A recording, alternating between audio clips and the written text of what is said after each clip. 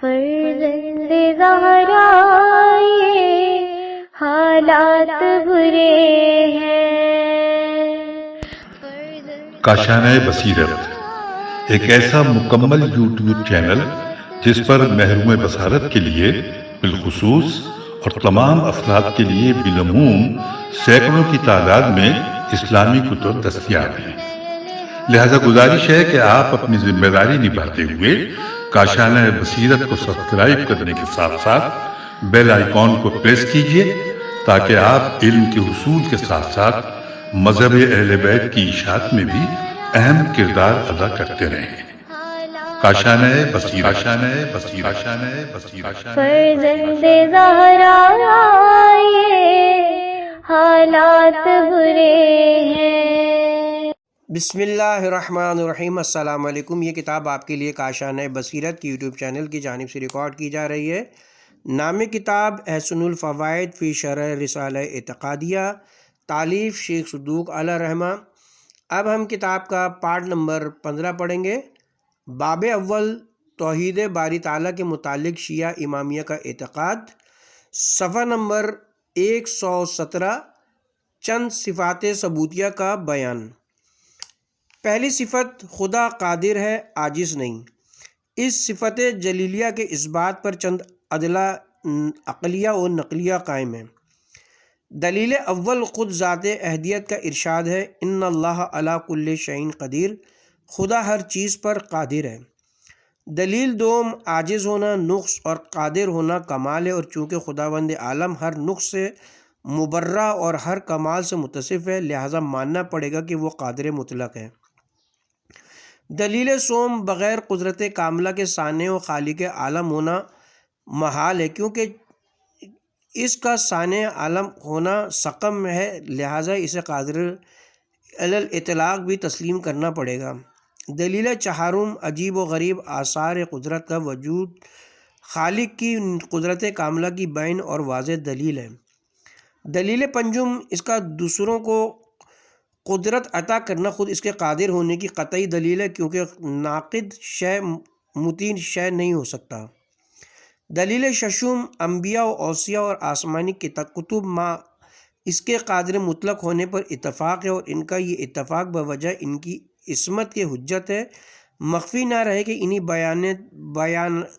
بیانات شافیہ سے خداوند عالم کی قدرت کا عام ہونا بھی ثابت ہو جاتا ہے، اور اس سلسلے میں جو بعض نظریات فاسدہ ہیں ان کا بطلان بھی ظاہر ہو جاتا ہے۔ مثلا حکمہ کہتے ہیں ایک ہستی سے ایک ہی چیز صادر ہو سکتی ہے، ثانویہ یہ کہتے ہیں کہ خدا شر پر قادر نہیں، اور نظام یہ کہتا ہے کہ خدا امر قبیح پر قدرت نہیں رکھتا۔ اسی طرح بلخی اور حیائی اور راگ الاپتے ہیں۔ پہلا نظریہ موجب و مضطر کے بارے میں ہے، جیسے آگ سے صرف حرارت اور برف سے برودیت صادر ہوتی ہے، لیکن خداوند عالم چونکہ فاعل مختار ہے، لہٰذا اس پر یہ قاعدہ منطبق نہیں ہو سکتا۔ اسی طرح دوسری نظریات فاسدہ کا فساد بطلان بھی واضح و عیاں ہے، کیونکہ مسلمہ قاعدہ ہے کہ جب مقتضی موجود ہو اور معنی مفقود ہو تو مقتضی اپنا اثر کرتا ہے۔ یہاں مؤثر و متقضی خدائے قادر و مختار کی ذات والا صفات ہے، اس میں کوئی نقص و عجز ہے نہیں، اور تمام مقدورات میں بوجہ امکان ذاتی اثر قبول کرنے کی استعداد موجود ہے۔ پھر خالق کے ہر شے پر قادر ہونے سے کیا چیز معنی ہے؟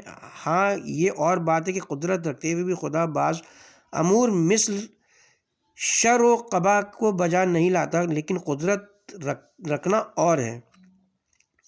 نمبر 2، خداوند عالم عالم ہے، جاہل نہیں۔ اس کا علم ہر شے کو محیط ہے، اور ہر کلی اور جزئی امر کا عالم ہے۔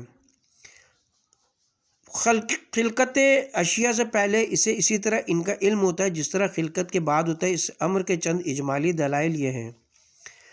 دلیل اول، آیات قرآنیہ ہیں، جیسے وَهُوَ بِكُلِّ شَيْءٍ عَلِيمٌ، خدا ہر شے کا علم رکھتا ہے، خدا پر کوئی چیز مخفی نہیں ہے۔ تمہارے پروردگار سے کائنات کا کوئی ذرہ بھی پوشیدہ نہیں ہے۔ دلیل دوم، علم صفات کمال اور جہل تنفیت نقص ہے، اور چونکہ خالق عالم ہر صفت کمال سے متصف اور ہر نقص و عیب سے خالی ہے، لہٰذا اسے عالم تسلیم کرنا ضروری ہے۔ دلیل سوم، اس کی مخلوق میں گوں نہ گوں قسم کی حکمتیں اور مصلحتیں پائی جاتی ہیں، جن میں سے بعض کا ذکر سابقاً ہو چکا ہے۔ یہ اس کے کمال کی بین دلیل ہے۔ غیر عالم ایسی محکم متقن اشیاء ہرگز پیدا نہیں کر سکتا۔ دلیل چہارم، دوسروں کو علم و فضل عطا کرنا خود اس کے علیم و خبیر ہونے کی قطعی دلیل ہے۔ دلیل پنجم، چونکہ خداوند عالم ہر چیز کا خالق ہے، قل اللہ علی خالق کل شیء، تو یہ کس طرح باور کیا جا سکتا ہے کہ خود خالق کو اپنی مخلوق کا علم نہ ہو؟ انہی دلائل سے بعض فلاسفہ کے اس قول کا بطلان ظاہر ہوتا ہے کہ خدا کو جزیات کا علم نہیں ہے، معاذ اللہ۔ تیسری صفت، خداوند عالم مختار ہے، مجبور و مضطر نہیں ہے، وہ جو چاہتا ہے کرتا ہے، جو نہیں چاہتا نہیں کرتا۔ وہ اپنے افعال و اعمال میں اس طرح مجبور نہیں ہے جیسے آگ جلانے میں، آفتاب چمکنے میں اور پانی بہنے میں۔ ذیل میں اس مطلب پر چند اجمالی عقلی و نقلی دلیلیں پیش کی جاتی ہیں۔ دلیل اول، ارشاد قدرت ہے۔ تمہارا پروردگار جو چاہتا ہے پیدا کرتا ہے اور جسے چاہتا ہے منصب نبوت و امامت کے لیے اختیار فرماتا ہے، اور خدا جو چاہتا ہے وہ کرتا ہے۔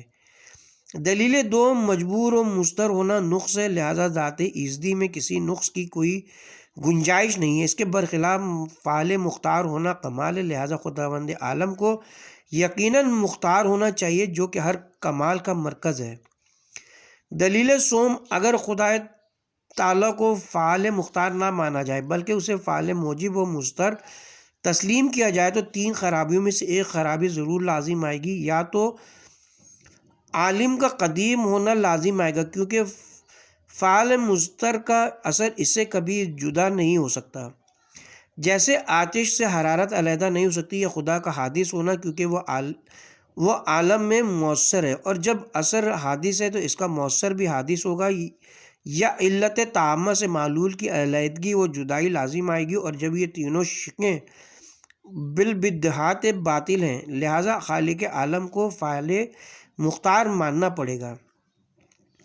دلیل چہارم، جو ادلہ و براہین خدا کے قادر ہونے کے سلسلے میں قائم کیے گئے ہیں، وہی دلائل اس کے مختار ہونے پر بھی دلالت کرتے ہیں، کیونکہ فعال مجبور کو قادر نہیں کہا جا سکتا۔ چوتھی صفت، خداوند عالم زندہ ہے، وہ ازل سے زندہ ہے اور ابد تک زندہ رہے گا، اسے کبھی فنا و زوال نہیں ہے۔ اس امر کے اس بات کے لیے چند ادلہ کی طرف اشارہ کیا جاتا ہے۔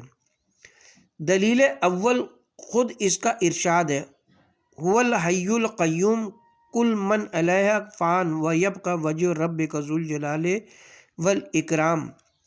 دلیل دوم، جب اس کا عالم اور قادر ہونا ثابت ہو چکا تو اسے بالبدیہات اس کی حیات بھی ثابت ہو جاتی، کیونکہ علم و قدرت حیات کی فرع ہے، بغیر حیات کے ان کا وجود ناممکن ہے۔ دلیل سوم، عالم میں ہر وقت ہونے والے نئے تغیرات و تبدلات سے معلوم ہوتا ہے کہ ایک حی و قیوم کے قبضہ قدرت میں نظام کائنات کی زمام ہے۔ تبارک الذی بیدہ الملک وکل یوم ہوا فی شان۔ دلیل چہارم، موت جسم اور روح کے باہمی ربط و تعلق کے خاتمے کا نام ہے۔ یہ بالکل مادی نقطہ نگاہ سے اجزاء جسم کے پریشان ہونے کو موت سمجھا جاتا ہے، جیسا کہ شاعر نے کہا ہے، زندگی کیا ہے عناصر میں ظہور ترتیب، موت کیا ہے انہی اجزاء کا پریشان ہونا۔ بہرکیف چونکہ ذات احدیت جسم و جسمانیت سے منزہ و مبرہ ہے، جیسا کہ صفات سلبیہ میں اس امر کو مبرہین کہا جائے گا، تو پھر اسے موت کیسے آ سکتی ہے؟ پانچویں صفت، خداوند عالم مدرک ہے، ادراک سے ان چیزوں کا علم مراد ہے جو بذریعہ حواس معلوم ہوتی ہیں، بالفاظ دیگر اس سے جزیات کا علم مراد ہے۔ بہرحال علم عام ہے اور ادراک خاص، اسی بنا پر خدا کے مدرک ہونے کو علیحدہ صفت شمار کیا گیا ہے۔ اس مطلب کہ اس بات پر یہاں ایک عقلی اور دوسری سمعی دلیل کی طرف اشارہ کیا جاتا ہے۔ دلیل اول، خدا کو آنکھیں نہیں درک کر سکتی، ہاں وہ آنکھوں کو درک کر سکتا ہے کیونکہ وہ لطیف و خبیر ہے۔ دلیل دوم، جب اسے ہر چیز کا علم ہے جیسا کہ اوپر ثابت کیا جا چکا ہے، تو اس سے ثابت ہوتا ہے کہ اسے بغیر حواس ان چیزوں کا بھی ضرور علم ہوگا جو بذریعہ حواس معلوم ہوتی ہیں۔ نیز جب وہ ہر چیز کا کامل علم رکھتا ہے تو اس میں جس طرح کلیات شامل ہیں اسی طرح ہر شے میں جزیات بھی داخل ہیں، لہٰذا اسے عالم جزیات تسلیم کرنا پڑے گا۔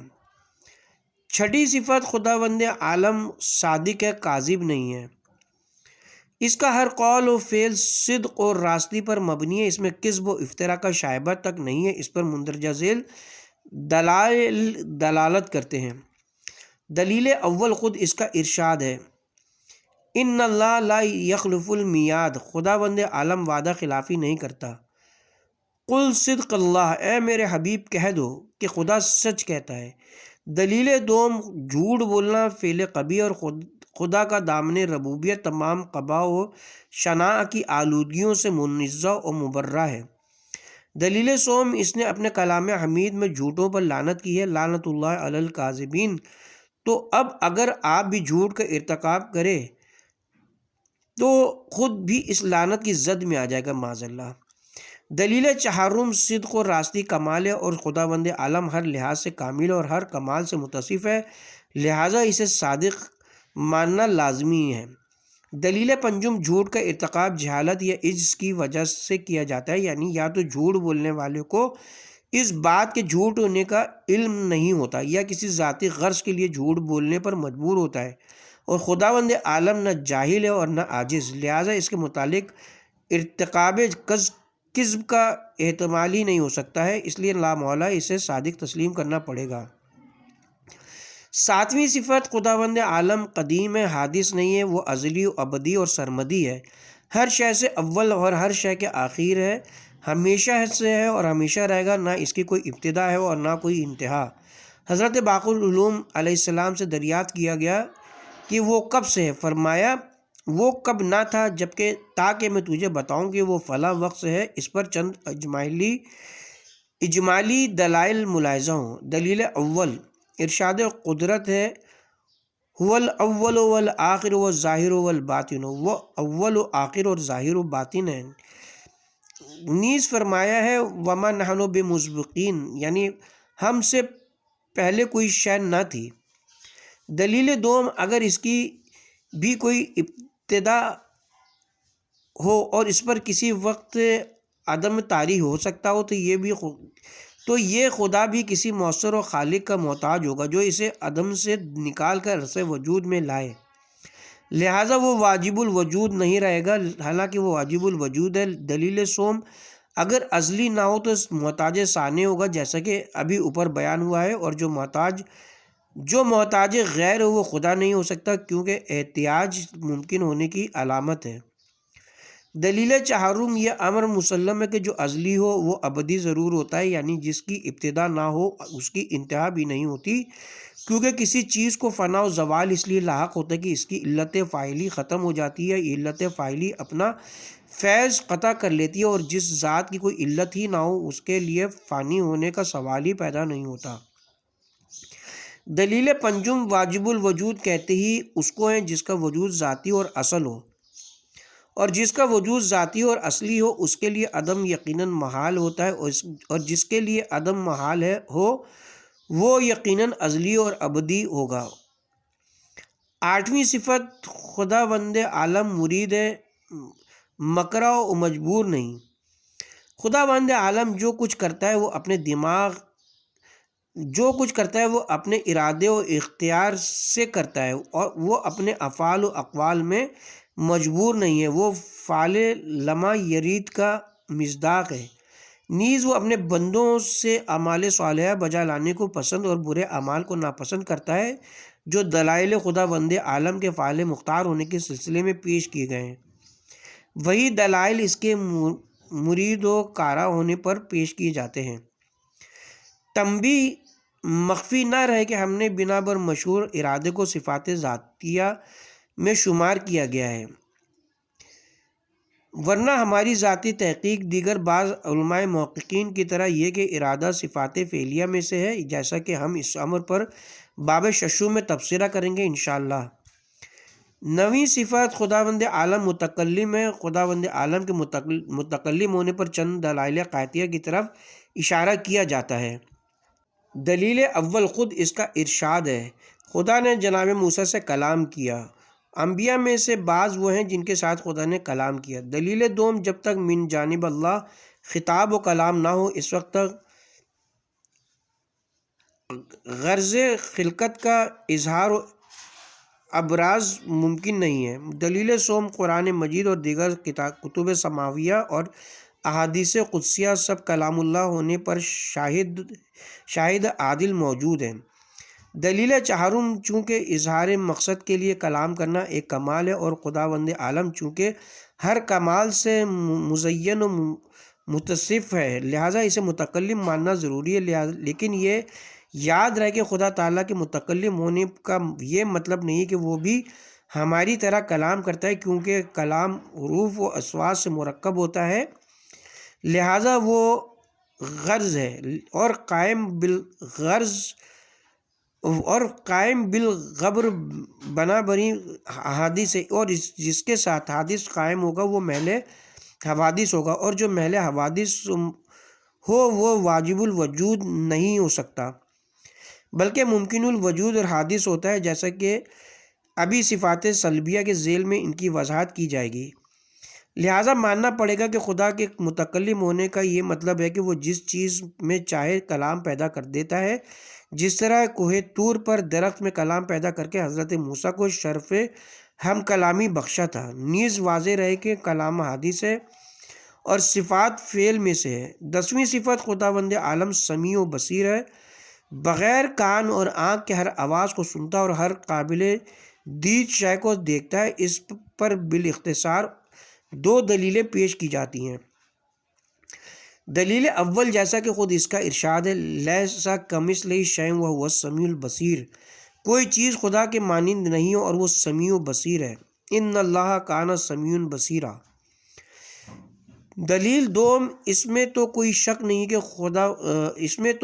نہیں کہ مخلوق میں سمع و بصر، سننے اور دیکھنے کی صفت پائی جاتی ہے، تو اگر خالق میں یہ صفت موجود نہ ہو تو لازم آئے گا کہ خالق ناقص اور مخلوق کامل ہے۔ علامہ بنی قرآن شاہد ہے کہ حضرت ابراہیم علیہ السلام نے اپنے چچا آزر کو بتوں کی پوجا پاٹ سے یہ کہہ کر روکا تھا کہ تم ایسی چیز کی پرستش کرتے ہو جو نہ سن سکتی ہے اور نہ بول سکتی ہے اور نہ ہی تمہیں کوئی فائدہ پہنچا سکتی ہے۔ اس سے معلوم ہوتا ہے کہ معبود ایسا ہونا چاہیے جو سن بھی سکتا ہو اور بھی دیکھ بھی سکتا ہو اور نفع و نقصان بھی پہنچا سکتا ہو۔ اگر معبود برحق سمیع و بصیر نہ ہو تو آزر پلٹ کر سمیع و بصیر نہ ہوتا تو آزر پلٹ کر کہہ سکتا تھا کہ اے ابراہیم، تمہارا معبود بھی تو سمیع و بصیر نہیں ہے۔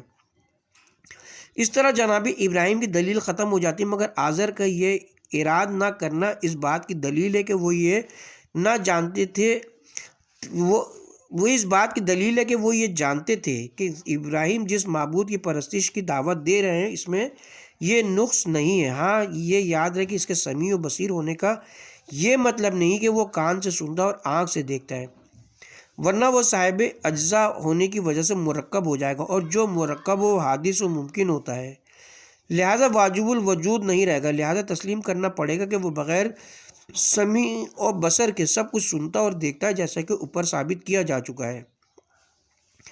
11ویں صفت، خداوند عالم حکیم ہے، اس کے تمام افعال مبنی بر حکمت ہوتے ہیں، اس کا کوئی فعل یا قول عبث و بے فائدہ نہیں ہوتا۔ اس مطلب پر یہ چند اجمالی دلائل دلالت کرتے ہیں۔ دلیل اول، خود اس کا ارشاد ہے، کیا تم یہ گمان کرتے ہو کہ ہم نے تمہیں عبث و بے فائدہ پیدا کیا اور کیا تم ہماری بارگاہ میں پلٹ کر نہیں آؤ گے؟ دلیل دوم، عبث و بے فائدہ کام کرنا نقص و عیب ہے اور خالق کا دامن قدس ہر نقص و عیب سے پاک و صاف ہے۔ دلیل سوم، حکیم و علیم ہونا کمال ہے اور واجب الوجود کے لیے ہر کمال کا جامع ہونا ضروری ہے، لہٰذا اسے حکیم ماننا پڑے گا۔ دلیل چہارم، کائنات عالم میں بے شمار رموز و اسرار اور مصالح و حکم کا پایا جانا ان کے خالق و ثانی کے حکیم مطلق ہونے کی قابل رد دلیل ہے۔ 12ویں صفت، خداوند عادل ہے، وہ نہ کبھی کسی اچھے کام کو ترک کرتا ہے، نہ کبھی کسی برے کام کا ارتکاب کرتا ہے، نہ کبھی کسی قسم کا ظلم و ستم کرتا ہے اور نہ ہی کسی قسم کی بے انصافی کرتا ہے۔ اس کی تفصیل اگرچہ افعال العباد میں متن کے اندر آ رہی ہے، مگر یہاں بھی اس کے عادل ہونے پر چند قطعی دلائل و براہین کی طرف اشارہ کیا جاتا ہے۔ دلیل اول رب العباد کا ارشاد ہے، خداوند عالم ظلم کرنے کا ارادہ بھی نہیں کرتا۔ دلیل دوم، خدا نے دوسروں کو عدل و انصاف کرنے کا حکم دیا ہے، ان اللہ یامر بالعدل والاحسان عاد اللہ ہوا اقرب التقوی۔ اگر خود اس پر عمل پیرا نہ ہو تو معاذ اللہ خود میاں فضیلت اور دیگراں راف نصیحت کا مصداق بن کر اتامرون الناس بالبر وتنسون انفسکم کی زد میں آ جائے گا۔ دلیل سوم، اس نے ظالموں پر لعنت کی ہے، وَلَعنَتُ اللَّهِ عَلَى الظَّالِمِينَ، عدل نہ کرنے کی صورت میں یہ لعنت معاذ اللہ خود اس کی ساعت قدس تک پہنچ جائے گی۔ دلیل چہارم، ظلم و ستم اور بے انصافی فعل قبیح اور خداوند عالم کی ردائے کبریائی تمام شر و قبح کی علائش سے پاک و صاف ہے، کیونکہ اگر وہ فعل قبیح کا ارتکاب کرے تو حقیقت حال چار حال سے خالی نہیں ہے۔ نمبر ایک، یا تو وہ اس کے قبیح سے واقف ہوگا، نمبر دو، یا عالم مگر اس کے ترک کرنے سے عاجز، یا نمبر تین، اس کے بجا لانے کی طرف محتاج، یہ ترک کرنے پر قادر بھی ہوگا اور بجاوری پر مجبور بھی نہ ہوگا، مگر ویسے بلا فائدہ اس کا ارتکاب کرے گا، اور یہ تمام صورتیں باطل ہیں کیونکہ پہلی صورت میں اس کا جاہل ہونا لازم آتا ہے، حالانکہ وَهُوَ بِكُلِّ شَيْءٍ علیم کا مصداق ہے، اور دوسری صورت میں اس کا عاجز ہونا لازم آئے گا، حالانکہ وہ عَلَى كُلِّ شَيْءٍ قدیر ہے، اور تیسری صورت میں اس کا محتاج غیر ہونا لازم آئے گا، حالانکہ وہ غنی مطلق ہے، وَإِنَّ اللَّهَ لَغَنِيٌّ عَنِ الْعَالَمِينَ، اور چوتھی صورت میں اس کا عبث سے کار ہونا لازم آئے گا، حالانکہ ابھی اوپر ثابت کیا جا چکا ہے کہ وہ حکیم علی الاطلاق ہے، لہذا لا محالہ اسے عادل ماننا پڑے گا۔ دلیل پنجم، عدل و انصاف صفت کمال ہے، لہذا واجب الوجود اس سے متصف ہونا ضروری ہے۔ بنظر اختصار انہی چند صفات ثبوتیہ کے ذکر پر اتفاق کی جاتی ہے، ورنہ سفینہ چاہیے اس بحر بے کراں کے لیے۔ چند صفات سلبیہ کا بیان، ان صفات کو صفات جلال بھی کہا جاتا ہے، جس طرح صفات ثبوتیہ کو صفات جمال کے نام سے یاد کیا جاتا ہے۔ صفات سلبیہ سے مراد وہ صفات ہیں جو شان خداوندی کے لائق نہیں ہیں، کیونکہ ان کا پایا جانا باعث نقص و عیب ہے، اور دامن ربوبیت ہر عیب و نقص سے منزہ و مبرہ ہے، اور یہ صفات بھی مثل صفات جمال ثبوتیہ کہ غیر محدود ہیں، مگر ہم بنظر اختصار ذیل میں ان میں سے چند صفات کا ان کے ثبوت کے چند اجمالی دلائل و براہین سمیت تذکرہ کرتے ہیں۔ پہلی صفت، خداوند عالم مرکب نہیں ہے، اس کے نہ اجزاء خارجیہ ہیں جیسے انسانی بدن، مثلا ہاتھ، پاؤں، سر اور آنکھ، کان وغیرہ اجزاء سے مرکب ہے، اور نہ ہی اس کے اجزاء ذہنیہ ہیں جیسا کہ مثلا انسان، جنس و فصل، حیوان و ناطق سے مرکب ہے۔ اس پر مندرجہ ذیل دلائل قائم کیے جا سکتے ہیں۔ دلیل اول، اگر اسے مرکب مانا جائے تو وہ اپنے اجزاء کا محتاج ہوگا، اور جو محتاج غیر وہ ممکن ہوتا ہے نہ واجب الوجود، واجب کی شان تو غنائے مطلق ہے۔ دلیل دوم، اگر اسے مرکب فرض کیا جائے تو اس کے اجزاء دو حال سے خالی نہ ہوں گے، یا واجب ہوں گے یا ممکن، اور یہ دونوں صورتیں باطل ہیں، کیونکہ اگر ان کو واجب فرض کیا جائے تو مرکب حقیقی حاصل نہ ہوگا، کیونکہ مرکب حقیقی میں اجزاء کا ایک دوسرے کی طرف محتاج ہونا ضروری ہوتا ہے، اور یہ احتیاج شان واجب کے خلاف ہے، اور اگر محتاج ہوں تو پھر وہ اجزاء واجب نہ رہیں گے، اور اگر ممکن ہو تو اجزاء ممکنہ کا مجموعہ بھی ممکن ہوگا، وہ واجب کس طرح ہو سکتا ہے؟ دلیل سوم، ہر مرکب کسی نہ کسی مرکب ترکیب دہندہ کا محتاج ہوتا ہے جو اس کے اجزاء کو مناسب مقدار اور مناسب عمل میں ترکیب دے، لہٰذا اگر خدا مرکب ہو تو اس کے لیے کوئی موجود و مرکب تسلیم کرنا پڑے گا، اس طرح وہ خدا جسے خدا مانا تھا خدا نہیں رہے گا۔ دلیل چہارم، اگر اسے مرکب فرض کیا جائے تو ماننا پڑے گا کہ اس کا وجود اجزاء کے وجود کے بعد ہے، کیونکہ ہر مرکب اجزاء کے بعد وجود میں آتا ہے، حالانکہ اوپر صفات ثبوتیہ میں ثابت کیا جا چکا ہے کہ خداوند عالم قدیم ہے، وہ ہر شے سے پہلے، اس پر کوئی چیز سابق نہیں ہے، بنابری حقائق تسلیم کرنا پڑے گا کہ وہ مرکب نہیں ہے بلکہ بسیط محض ہے۔ نیز انہی بیانات سے یہ بھی واضح ہو گیا کہ جب خدا کے اجزاء ذہنیہ جنس و فعل بھی نہیں ہے تو اس کی حقیقی تعریف نہیں ہو سکتی، کیونکہ حد تام جنس و فعل قریب سے مرکب ہوتی ہے۔ دوسری صفت، خداوند عالم جسم نہیں رکھتا، اس امر کے بعض دلائل ہیں۔ دلیل اول، جو دلائل و براہین خداوند عالم کے مرکب نہ ہونے پر دیے گئے وہی دلائل اس کے جسم و جسمانی نہ ہونے پر بھی دلالت کرتے ہیں، کیونکہ عند التحقیق ہر جسم مرکب ہوتا ہے، لہٰذا جو دلائل خدائے عز و جل کے مرکب ہونے کی نفی کرتے ہیں وہی دلائل اس کی جسمیت کی نفی پر بھی دال ہیں۔ دلیل دوم، ہر جسم کسی نہ کسی مخصوص مادہ و صورت کی طرف محتاج ہوتا ہے، اور جو محتاج ہو وہ واجب الوجود نہیں ہو سکتا۔ دلیل سوم، ہر جسم اپنے تحقق اور وجود میں زمان و مکان کا محتاج ہوتا ہے، اور یہ احتیاج نقص اور علامت امکان ہے اور شان واجب الوجود کے منافی ہے۔ دلیل چہارم، متعدد روایت معتبرہ میں خدا کے جسم کی نفی وارد ہوئی ہے۔ اصول کافی میں حمزہ بن محمد سے روایت ہے، وہ بیان کرتے کہ میں نے حضرت امام موسیٰ کاظم علیہ السلام کی خدمت میں عریضہ لکھا جس میں خدا تعالیٰ کے جسم و صورت کے بارے میں سوال کیا تھا۔ آپ نے جواباً تحریر فرمایا، پاک ہے وہ ذات جس کی کوئی مثل و نظیر نہیں، وہ نہ جسم رکھتا ہے اور نہ صورت۔ تیسری صفت، خداوند عالم جوہر و عرض نہیں ہے۔ جوہر سے مراد وہ ممکن ہے جو اپنے وجود میں موضوع کا محتاج نہ ہو، بالفاظ سہل و سادہ جو خود بخود قائم ہو، اور عرض سے مراد وہ ممکن ہے جو اپنے وجود میں کسی موضوع کا محتاج ہو، بالفاظ دیگر قائم بالغیر ہو، جیسے رنگ و بو وغیرہ۔ مندرجہ ذیل دلائل خدا کے جوہر و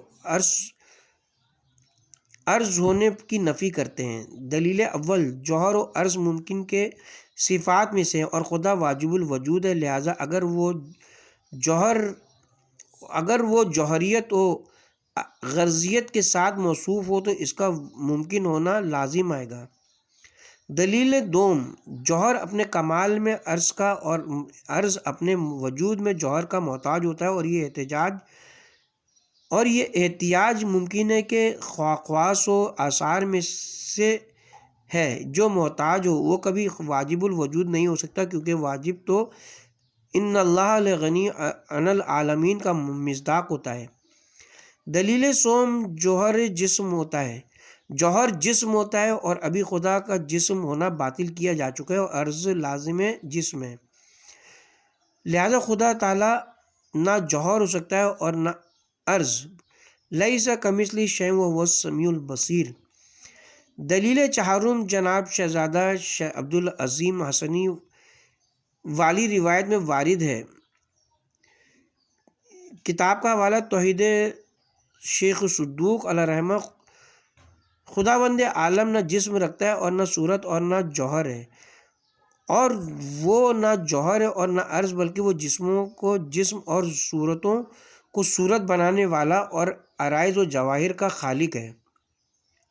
چوتھی صفت خداوند عالم محل حوادث نہیں ہے۔ اس کا مطلب یہ کہ خداوند عالم پر وہ حالات طاری نہیں ہوتے جو مخلوق پر طاری ہوتے رہتے ہیں، جیسے خواب و بیداری، جوانی و پیری، حرکت و سکون اور صحت و مرض و امثالہ، اور اس پر مندرجہ ذیل دلائل دلالت کرتے ہیں۔ دلیل اول، یہ تمام امور جسم و جسمانیت کے لوازم و آثار میں سے ہیں، اور چونکہ خداوند عالم جسم و جسمانیت سے منزہ و مبرہ ہے، لہذا وہ محل حوادث نہیں ہو سکتا۔ دلیل دوم، ان حالات و عوارض سے متصف ہونا دلیل نقص و کمزوری ہے، اور خداوند عالم ہر نقص و عیب سے پاک ہے۔ دلیل سوم، یہ سب امور خدائے بزرگ و برتر کے مخلوق ہیں، لہذا خالق اپنی مخلوق سے ہرگز متصف نہیں ہو سکتا۔ دلیل چہارم، چونکہ یہ امور حادث ہیں، لہذا ماننا پڑے گا کہ وہ ایک وقت میں یقیناً نہ تھے، اس لیے خدا تعالیٰ اس وقت ان سے یقیناً متصف بھی نہ ہوگا۔ اب ان کے وجود کے بعد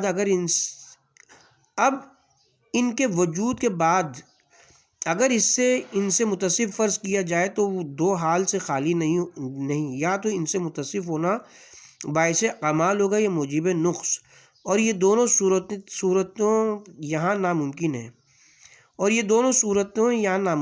پہلی صورت میں دو خرابیاں لازم آتی ہیں، ایک تو یہ کہ ایک وقت خدا کو اس کمال سے خالی و عاری تسلیم کرنا پڑے گا، حالانکہ اس کے تمام کمالات بالفعل ہوتے ہیں، وہ کسی وقت بھی کسی کمال سے خالی نہیں ہو سکتا۔